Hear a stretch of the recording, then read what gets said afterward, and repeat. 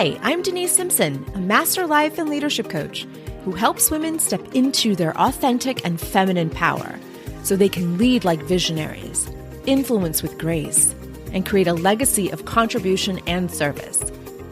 You'll hear about real leadership clients with real problems, navigating their success in life, business, and career. If you're ready to become a masterful leader, then this podcast was made for you. So let's get started.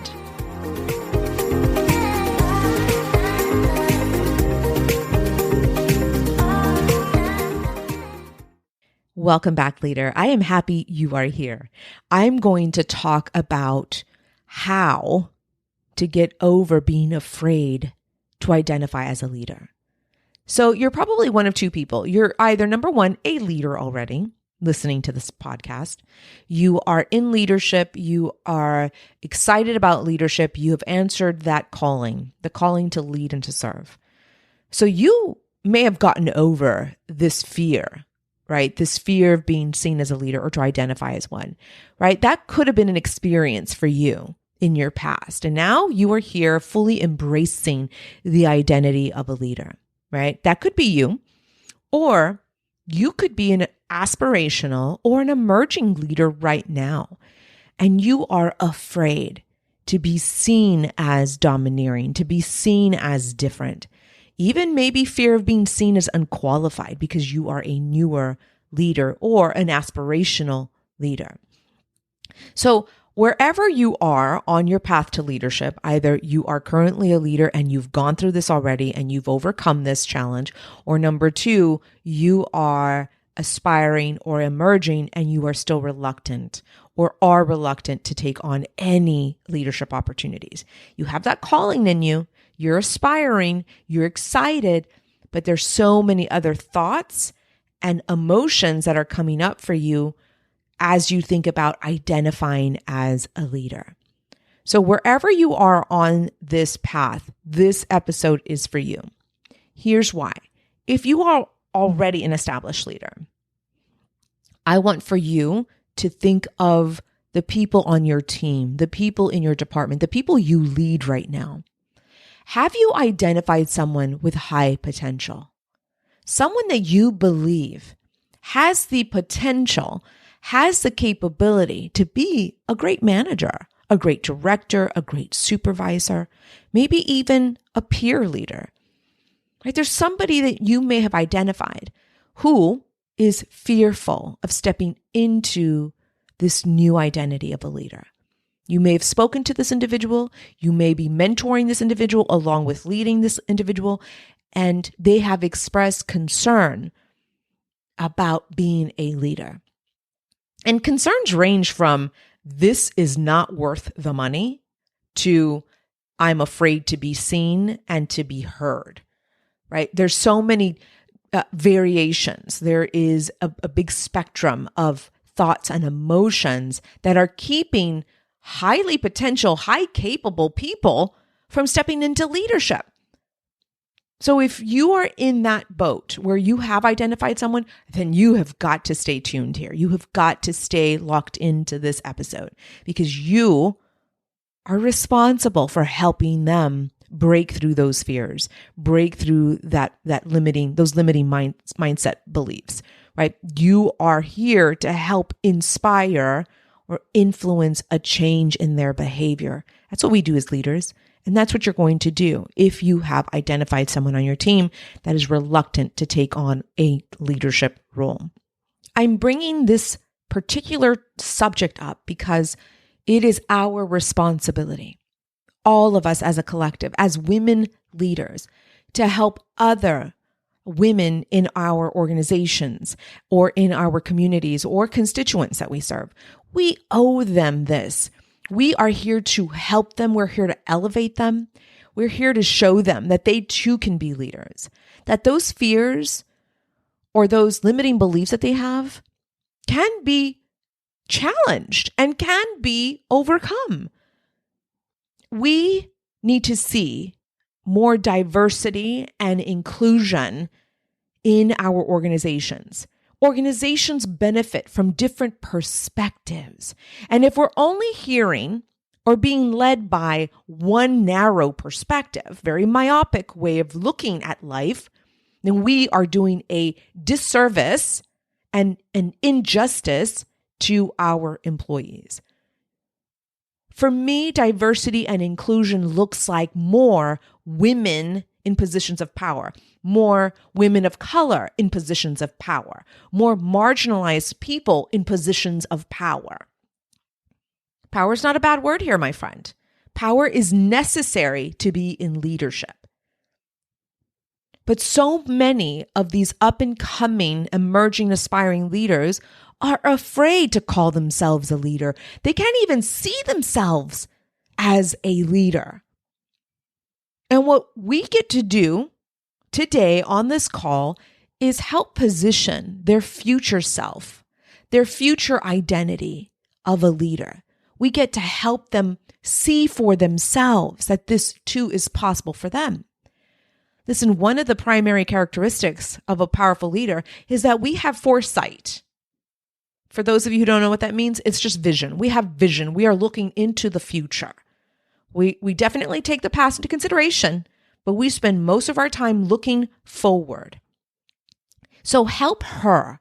If you have identified someone on your team, help her see for herself what the future can hold for her if she makes this decision, if she works past the fear, if she works on challenging those limiting beliefs. Here is what is possible for you. And if you're someone who's listening to this and you are the aspiring or emerging leader and you are reluctant, you are fearful, you have doubts, I want for you to take this opportunity to look forward. We're not looking back. We're going to look forward. And we do all this work inside Masters of Leadership. This is what we do. We create masterful leaders. But we start by having a vision for our future, a vision for how powerful our leadership can be, the vision of a masterful leader. And what does that even look like? How do I even impact my employees as a masterful leader? What can I create in my business? What can I do in my nonprofit business? What can I do as a board member? When I look forward into the future as a powerful, masterful leader, start right there. And if you are a current leader and you think you've gotten past this, take this exercise and look into the future of what the next 5 years looks like for you as a leader in your current organization or in the industry that you want to work in, right? This is also helpful for you. I want for you to look forward.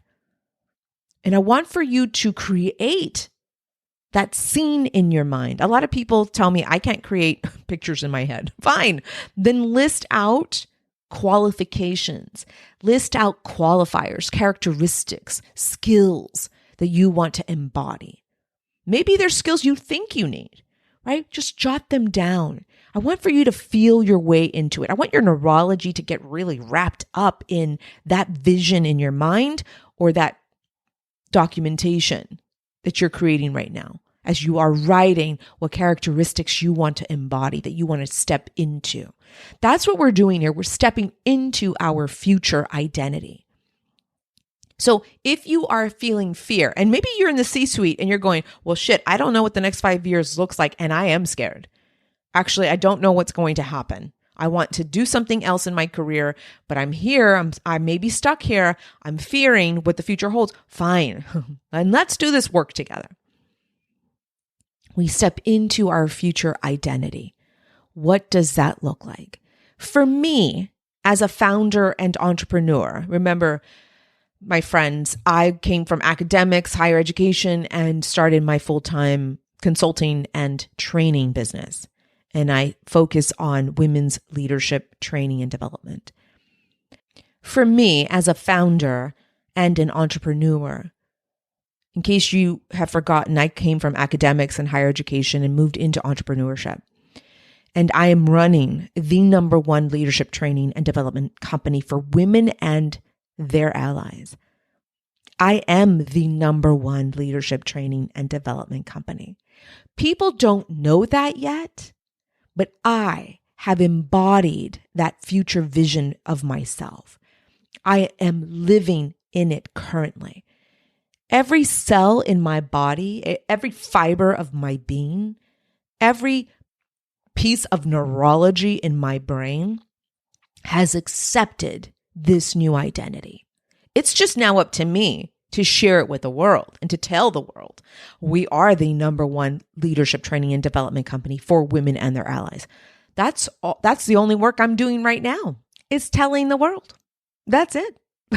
That's what I'm doing through my marketing, through my emailing, through my workshops, through my trainings, even my one-on-one sessions, even inside the Masters of Leadership. I mean, that's all I'm doing. That's the work. I have embodied this future identity. I'm not waiting for someone to bestow it upon me. I'm not waiting to get on some Forbes list. I'm not waiting to get on Inc. 500 or 5,000 list, because they do those lists. I'm not waiting for anybody to tell me that this is who I am. I have enveloped myself into this new identity. So think of this for yourself. What identity do you want to envelop or embody? I want for you to really take note of what that is. What skills do you have? What's the mindset that you have? What's the strategy or the actions that you're taking from that new future self, from that future identity? So if you have an employee who has already expressed to you that they are afraid or reluctant, I want for you to take the time and help them do this exercise, right? Take a few minutes and tell them, I believe in you. I see the greatest potential in you. Now listen, I want to help you. There is a position that is opening soon, and I am encouraging you and recommending you for that position. And if they express their concerns, they come up with all their limiting beliefs or some kind of emotion like fear, or they're afraid, or they're embarrassed, or whatever's coming up for them, coach them through that opportunity. Ask them, why do you feel this way? Tell me a little bit about this fear that's coming up. And they could say, well, before you, I had a really crappy leader. I'm actually really afraid to lead. What if I fail? What if it's just a big mistake? What if they realize that I'm a fraud? What if they realize I can't do this job? That's what's keeping them from stepping into this new identity. And so what you're going to tell them is leadership is mindset, skill set, and strategy. That's it. And you can master these three buckets of leadership. You can master these three things. It's actually quite easy. Listen, my friends, leadership is easy, okay? I know you may be rolling your eyes at me right now, but leadership is easy. And I make it easy for you. I make it easy for you to understand that it's only three things, three buckets that consist of your leadership: your mindset, your skill set, and your strategy. That's it. And you can tell your employees that. And you can be honest with them too. You can say, you know what? I've had some challenging times. I've had some obstacles on my path. There's some things, not only the internal dialogue that I have to, course correct, but also external circumstances that I have to face, right? Because there's real systemic issues, problems that are keeping you from leading effectively. These are just facts, right? But when you have the mindset and the skill set and the strategies, these three things, these three buckets that need to be filled to become masterful, it's easy. And you can tell them that. There's going to be challenging times, but I guarantee you there's going to be more times that will be easier and rewarding. Coach them through this opportunity, because now I want for you to send them away for about 5 minutes. I want for you to tell them, go outside for a walk, go sit on a bench or an outside table. I want for you to think about what that future could look like for you if you knew exactly what to do as a leader, if you felt confident as a leader, if you didn't care what other people thought about you. I want for you to picture that future and come back and report it to me. Come back and report it to me like you're reporting the news. I want for you to tell me what you saw, who was around you, what you heard, right? I want to know if you were here in this company, maybe you were somewhere else, maybe you were in a different industry, maybe you were running your own business. But come back. This is an opportunity for us to really talk about what your future could look like if you step into this leadership identity. Have them go off, they come back, and then you, my friend, you stay open-minded to them. Whatever comes out of their mouths, whatever has come out of their brains, you need to respect what they are sharing with you. And then from there, you help them formulate a plan of action. Well, that vision you have for yourself, that's very doable. And here's what you can do. Why don't we look at the next simple action to take? What do you think that is? Have them tell you. Well, maybe it's enrolling in a leadership development program. Maybe it's going back to art school. Maybe it's going back and getting an MBA. Or maybe it's leaving this company and starting my own business. So whatever they share with you, you respect it. And you're going to coach them through the next simple action they can take towards that new identity. You understand what we're doing here? You're helping them see the future that they want to create, that they're afraid to create because of all the limiting beliefs and all of the stereotypical bullshit that we've had to overcome as leaders. You want the best for your employees, so show them the future. That's what you're doing. You're showing them what that future can look like. So that's the first thing you're going to do. Let me reiterate or summarize what we just shared. Number one, you help them look at the future, their future identity as a leader. Number two, you send them off. Have them create this image in their minds. Have them jot down some notes. Get them excited about what their future could be. Have them come back. Let them share with you those ideas. Respect what they have to say. And then number three, you're going to coach them into the next simple action that they can take towards that new identity. Those are three very simple things that you, leader, are going to help them do. If you are listening to this and you're saying, well, that's me, I'm afraid, then do these three simple steps for yourself. I want for you to sit and look into the future. What could that future look like for you if you did not feel afraid, if you weren't reluctant, if you didn't care what anybody thought about you?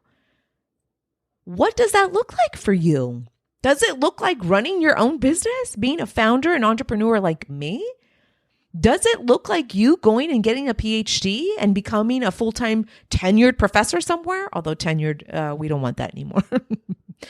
But you're using your future to guide your present time, your present tense. You're using those desires, those wants, that future longing that you have. You're using that to create your present moment. So you're going to spend some time doing that for yourself. Write it down or, speak it into a voice memo if you have to. And then I want for you to ask yourself, what's the next simple action step I can take? Is it enrolling in that PhD program I've been looking at? Or is it actually looking for a plan of action to leave my current organization and start my own business? What could be so simple right now? One simple step. So my friend, I want for you, either you're the leader and you have identified someone that you want to help through this process, go do it, or you are that person who is feeling the reluctance because you're afraid of what people are going to think about you, right? You fear being looked at as a different person, right? I know that was something that I feared.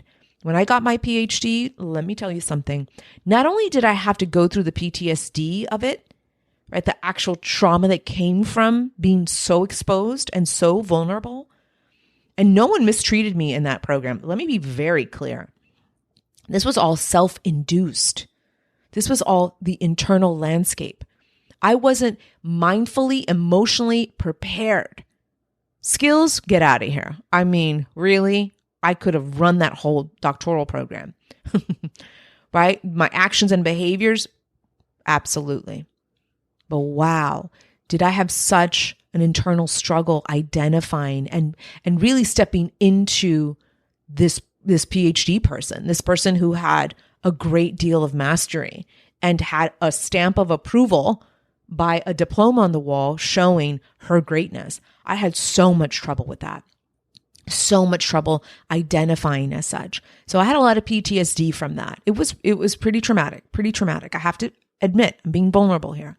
But I've worked through that. I've had to work through that so that I can serve my people, so that I can answer this calling to lead and to serve, to become a masterful leader and really truly embrace this new identity. I had to do that for myself. So I know what it feels like to be afraid. I know what it feels like to be fearful of what people think about you.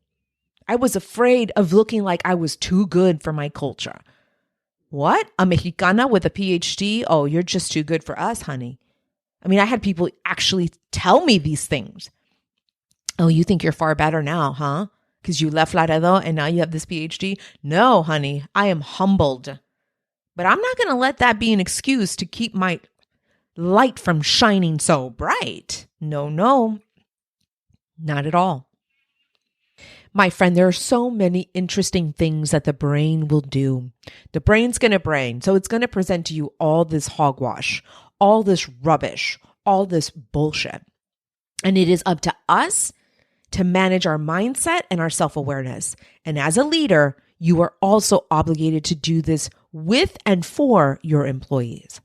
All right, my friend, thank you for taking the time today for yourself and for your growth and development. You are here to answer a great calling. This is a privilege to call yourself a leader. And we are here to help others on their path to leadership. So it's time to help yourself so that you can help another. All right. Take good care of yourself. Have a fantastic week. And I'm going to catch you on the next show. Take care. Hey, leader. Do you want weekly leadership tips, coaching, and training straight to your email inbox? Yeah, I thought so. Head over to drdenisesimpson.com/leadership. Again, that's drdenisesimpson.com/leadership. Just submit your name and your email address, and we'll get started right away. I look forward to serving you inside your email inbox. See you soon.